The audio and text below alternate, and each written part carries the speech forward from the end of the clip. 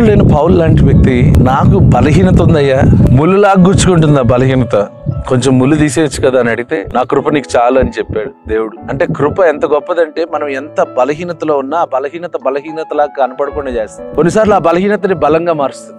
యెషయా గ్రంథం 54:10 పర్వతములు తొలగిపోయినా, మెట్టలు తత్తరిల్లినా నా కృప నిన్ను విడిచిపోదు, సమాధాన విషయమైన నా నిబంధన తొలగిపోదు అని నీ యందు జాలిపడి యెహోవా సెలవిచ్చుచున్నాడు. బలహీనపడుతున్న వారందరికీ కూడా సిలువ ద్వారా నేర్చుకునే గొప్ప పాఠం ఏంటంటే ఆయన కృప విడిచిపోదు. ఆయన కృప ఎంత గొప్పదంటే నువ్వు పడుతున్న సమస్యల నుంచి ఆ సమస్యలు ఎదుర్కొని దాన్ని ఓడించే శక్తినిచ్చేది కృప. కృప అంటే సమస్య నుండి తప్పించేది. చాలాసార్లు లోకంలో సమస్య నుండి తప్పించుకోవాలని ప్రయత్నిస్తాం, కానీ సిలువ మనకు అది నేర్పించదు.